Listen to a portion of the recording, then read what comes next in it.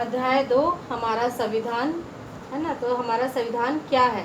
तो संविधान नियमों और कानूनों का संकलन है जिसमें हमारे देश की व्यवस्था और सामाजिक आदर्श लिखित रूप में है। हमें संविधान की आवश्यकता क्यों पड़ी? जब हमारा देश आज़ाद हुआ उस समय हमें सबसे बड़ा प्रश्न यही उठा कि हमारे देश में कौन सी शासन व्यवस्था होनी चाहिए। लोकतांत्रिक शासन व्यवस्था होनी चाहिए या राजतंत्र शासन व्यवस्था होनी चाहिए।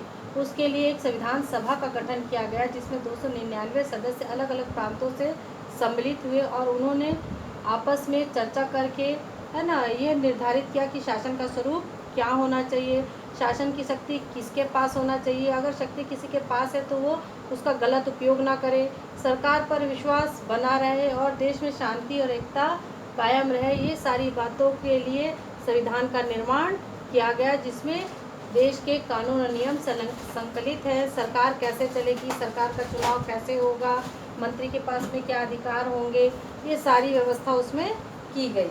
तो आपको समझ में आ गया कि संविधान क्यों है, संविधान की आवश्यकता क्यों पड़ी, संविधान क्या है ना।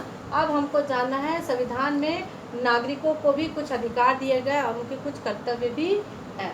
तो नागरिक के मौलिक अधिकार और कर्तव्य। तो हम आज नागरिकों के मौलिक अधिकार पढ़ेंगे। मौलिक अधिकार मतलब नागरिकों को जो मूलभूत अधिकार मिले हैं उसमें सबसे पहले हम पढ़ेंगे समानता का अधिकार, दूसरा है स्वतंत्रता का अधिकार, तीसरा है धार्मिक स्वतंत्रता का अधिकार, चौथा है संवैधानिक उपचारों का अधिकार, संस्कृति और शिक्षा का अधिकार और शोषण के विरुद्ध अपील का अधिकार। तो सबसे पहले हम पढ़ेंगे इसमें समानता का अधिकार। तो समानता का अधिकार यह है कि संविधान में सभी को समान कानून के समक्ष समान अधिकार प्राप्त है। संविधान में कानून के समक्ष सभी को समान अधिकार प्राप्त है ना।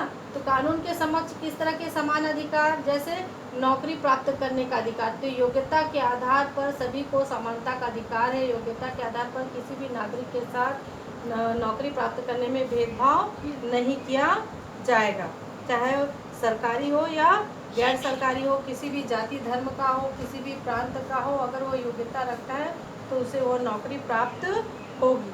उसके बाद में आता है राजनीतिक अधिकार।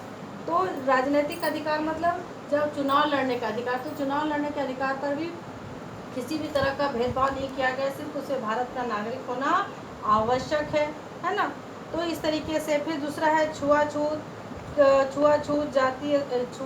जातिवाद जो है हमारे देश में, उसके आधार पर किसी भी तरह का भेदभाव नहीं किया जाएगा। सभी को शिक्षा का अधिकार समान रूप से प्राप्त होगा, स्वास्थ्य समान रूप से, सार्वजनिक संस्थाओं का उपयोग वो समान रूप से करेंगे, उनमें भी किसी तरह का भेदभाव नहीं किया जाएगा। कॉलेज, पर्यटन आदि स्थानों पर भी उनके साथ किसी भी तरह का भेदभाव नहीं किया जाएगा। यानी कानून के समक्ष सभी समान होंगे, नौकरी प्राप्त करने में सभी समान होंगे, अपने मताधिकार का उपयोग करने में सभी समान होंगे। इस तरीके से भारत समता में कौन से अधिकारों पर चर्चा की गई है, संविधान की उद्देशिका में समता के बारे में क्या कहा गया है, इसके बारे में हम आगे पढ़ेंगे, है ना। तो किसी को भी इन सब चीज़ों के आधार पर रोका नहीं जा सकता, जाति धर्म पद के आधार पर किसी को भी उसके अधिकारों से वंचित नहीं किया जा सकता। दूसरा है स्वतंत्रता।